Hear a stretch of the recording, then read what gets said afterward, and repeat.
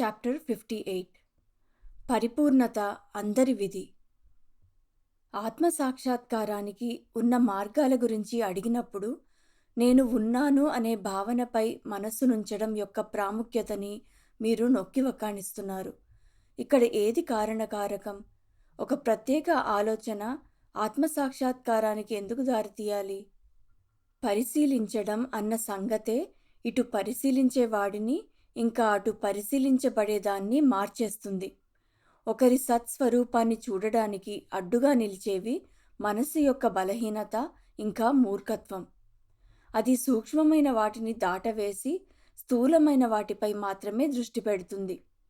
నువ్వు నా సలహాను అనుసరించి నీ మనస్సును నేను ఉన్నాను అనే భావనపై మాత్రమే ఉంచినట్లయితే నువ్వు నీ మనస్సు గురించి ఇంకా దాని చపలత్వం గురించి పూర్తిగా తెలుసుకుంటావు. చైతన్యము సత్వగుణముగా మెదులుతున్నప్పుడు తమస్సులోని నిస్సత్తువను, రజస్సులోని చంచలత్వమును కరిగిస్తుంది. నెమ్మదిగా కానీ నిలకడగా అది దాని సారాన్నే మార్చేస్తుంది. ఈ మార్పు అద్భుతంగా ఉండనవసరం లేదు. అదసలు కనిపించకపోవచ్చు. అయినా అది చీకటి నుండి వెలుగులోకి, అజాగ్రత్త నుండి చైతన్యానికి ఓ లోతైన ప్రాథమిక మార్పు. అది నేను ఉన్నాను అన్న సూత్రమే అయ్యుండాలా? వేరే ఏదైనా వాక్యం పలికితే సరిపోతుందా? అక్కడ టేబుల్ ఉంది అని పలికితే అది అదే ప్రయోజనాన్ని అందించదా? ఏకాగ్రత కోసం ఒక అభ్యాసం లాగైతే పర్వాలేదు.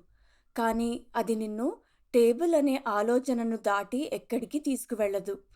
నీకు టేబుల్పై ఆసక్తి లేదు. నీకు నీ గురించి తెలుసుకోవాలనుంది. అందుకోసం నీ వద్ద ఉన్న ఒకే ఒక సూచన నువ్వు ఉండడం అనేది. దాన్ని అవగాహన యొక్క దృష్టిలో పెట్టు. దానితో ఉండు. దానితో ఆడుకో. దాని గురించి ఆలోచించు.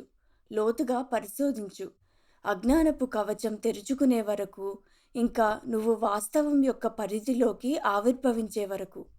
నేను ఉన్నాను పై నా దృష్టి కేంద్రీకరించడం ఇంకా కవచం తెరుచుకోవడం మధ్య ఏదైనా కారణ సంబంధం ఉందా? నిన్ను నువ్వు తెలుసుకోవాలనే ఆతృతే నువ్వు సిద్ధమవుతున్నావనడానికి సంకేతం. ప్రేరణ ఎప్పుడూ లోపల నుండి వస్తుంది. నీ సమయం వచ్చే వరకు మనస్ఫూర్తిగా ఆత్మవిచారణకు వెళ్ళాలన్న కోరిక గాని, శక్తి గాని నీకుండదు. ఆధ్యాత్మిక కోరిక నెరవేరడానికి గురువు యొక్క అనుగ్రహం కారణం కాదా? మనల్ని దుఃఖం నుంచి బయటకు లాగేది తేజోమయమైన ఆయన రూపం కాదా? నీ లోపలి గురువే నిన్ను బయటి గురువు వద్దకు తీసుకువెళ్తాడు. తల్లి బిడ్డను మాస్టారు వద్దకు తీసుకువెళ్ళినట్టు. నీ గురువును నమ్ము, ఇంకా ఆయన మాట విను. అతడు నీ నిజతత్వము యొక్క దూత. నేను నమ్మగలిగే గురువును ఎలా కనుక్కోగలను? నీ సొంత హృదయమే చెప్తుంది. గురువును వెతకడంలో కష్టమేమీ ఉండదు. ఎందుకంటే గురువు నీకోసం వెతుకుతున్నాడు. గురువు సిద్ధంగా ఉన్నాడు, కానీ నువ్వే సిద్ధంగా లేవు. నేర్చుకోవడానికి నువ్వు సిద్ధంగా ఉండాలి. లేదంటే నువ్వు నీ గురువును కలిసినా నీ అశ్రద్ధతో ఇంకా మొండితనంతో నేర్చుకునే అవకాశాన్ని జారవిడుచుకోవచ్చు. నన్నే తీసుకో. నాలో గొప్ప విషయం ఏమీ లేదు. కానీ నేను నా గురువుని కలిసినప్పుడు నేను విన్నాను, నమ్మాను, ఇంకా పాటించాను. నన్ను నేను గురువుగారి చేతుల్లో పెట్టే ముందు నేను ఆయన్ను పరీక్షించనవసరం లేదా? తప్పకుండా పరీక్షించు. కానీ ఏం తెలుసుకోగలుగుతావు? నీ స్థాయిలో ఆయన ఎలా కనిపిస్తాడో అది మాత్రమే తెలుస్తుంది. నేను ఆయన నిలకడతనాన్ని చూస్తాను. ఆయన జీవితానికి ఇంకా బోధలకు మధ్య సామరస్యత ఉందా లేదా అని గమనిస్తాను. నీకు అతడి జీవితంలో ఎక్కడా సామరస్యత కనిపించకపోవచ్చు. అయితే ఏంటి? అది ఏమీ నిరూపించదు. కేవలం ఉద్దేశ్యం ముఖ్యం. అతడి ఉద్దేశ్యాలు నీకెలా తెలుస్తాయి? నేను కనీసం అతడు ఆత్మనిగ్రహం ఉన్న వ్యక్తిగా, ఒక ధర్మబద్ధమైన జీవితాన్ని గడిపేవాడిగా ఉండాలని ఆశిస్తాను. అలాంటి వాళ్ళు చాలామంది ఉంటారు. అది నీకేమీ ఉపయోగపడదు. సద్గురువు ఇంటికి తిరిగి వెళ్లే మార్గం చూపించగలడు. నిన్ను నీ ఆత్మ వద్దకు తీసుకువెళ్ళగలడు.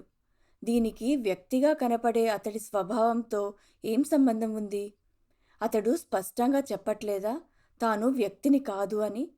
అతడి సమీపంలో నీలో కలిగే మార్పు ద్వారా మాత్రమే నువ్వు తీర్పు చెప్పగలవు.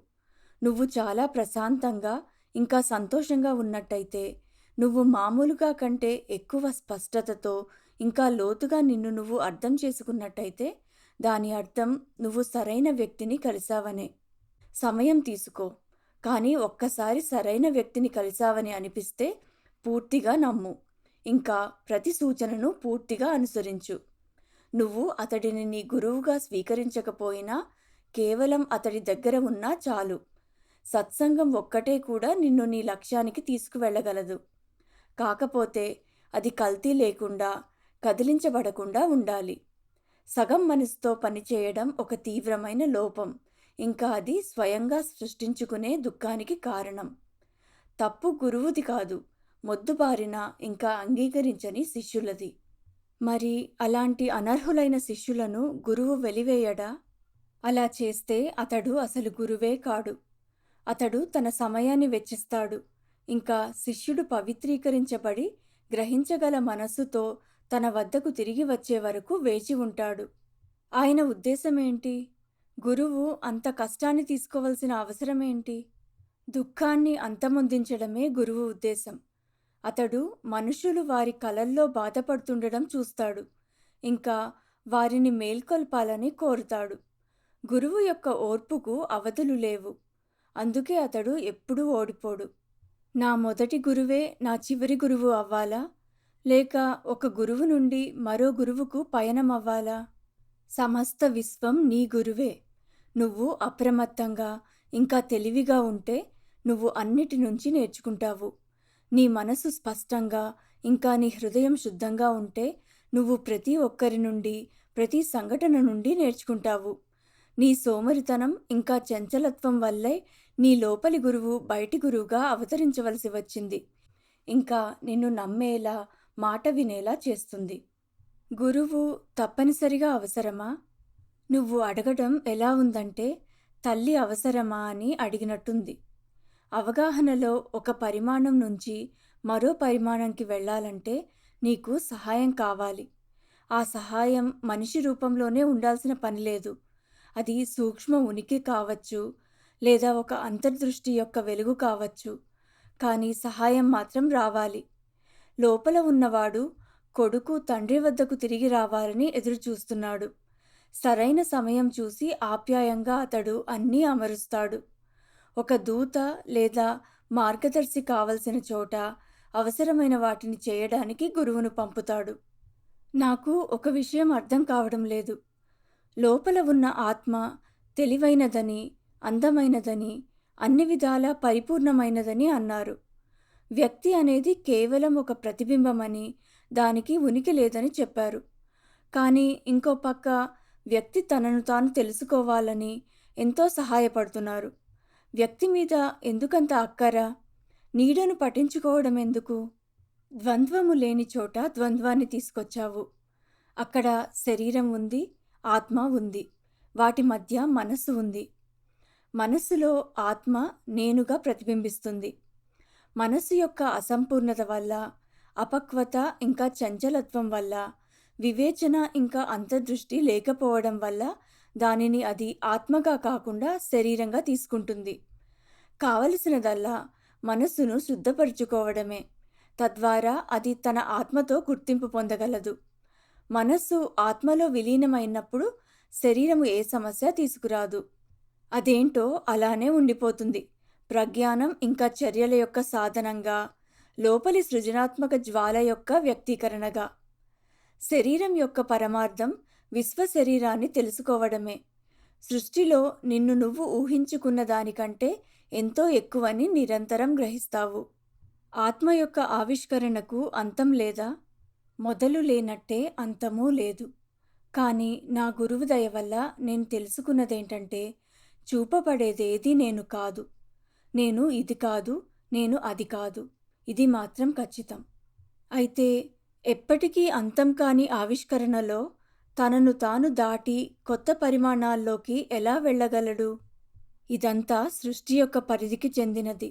విశ్వం యొక్క నిర్మాణంలోనే ఉంది. ఉన్నతమైన దాన్ని పొందాలంటే క్రింది దాని నుండి స్వేచ్ఛను పొందాలి అని. ఏది క్రిందది, ఏది ఉన్నతమైనది?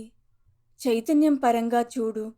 విశాలంగా ఇంకా లోతుగా ఉంటే అది ఉన్నతమైనది. జీవిస్తున్నవన్నీ తమను తాము రక్షించుకోవడం కోసం, శాశ్వతమై ఉండడం కోసం, అవగాహనను విస్తరించడం కోసం పనిచేస్తాయి. ఇదే విశ్వం యొక్క అర్థం, ఇంకా ముఖ్య ఉద్దేశం. అవగాహన యొక్క స్థాయిల్లో ఎప్పటికీ ఎదుగుతుండడం, కొత్త పరిమాణాల యొక్క లక్షణాలను, గుణాలను, ఇంకా శక్తులను ఆవిష్కరించడం, అదే యోగం యొక్క సారాంశం. ఈ విధంగా చూస్తే మొత్తం విశ్వమంతా ఒక యోగక్షేత్రమే. పరిపూర్ణత సమస్త మానవజాతి యొక్క విధి అంటారా? అంతిమంగా అన్ని జీవరాశుల విధి అదే. జ్ఞానోదయం యొక్క భావన మనస్సులో కనిపించినప్పుడు అవకాశం కాస్త నిశ్చయమవుతుంది. ఒక్కసారి ఆ వార్తను విని అర్థం చేసుకున్నవాడు దాన్ని ఎప్పుడూ మర్చిపోడు. అతడికి విముక్తి అందుబాటులో ఉంటుంది. అది అతని హృదయం నుండి వచ్చిన మొదటి వార్త. అది వేళ్ళూనుకొని పెరుగుతుంది. ఇంకా సరైన సమయంలో గురువు యొక్క రూపాన్ని పొందుతుంది. అంటే మన ఆందోళనంతా మనస్సు యొక్క ముక్తి కోసమేనా? మరి ఇంకెందుకు? మనసు దారి తప్పిపోయింది. మనసు ఇంటికి తిరిగి వస్తుంది. దారి తప్పడం కూడా సరైన పదం కాదు. ప్రతి మానసిక స్థితిలో మనసు తనను తాను తెలుసుకోవాలి. పునరుక్తమైతే తప్ప ఏదీ తప్పు కాదు.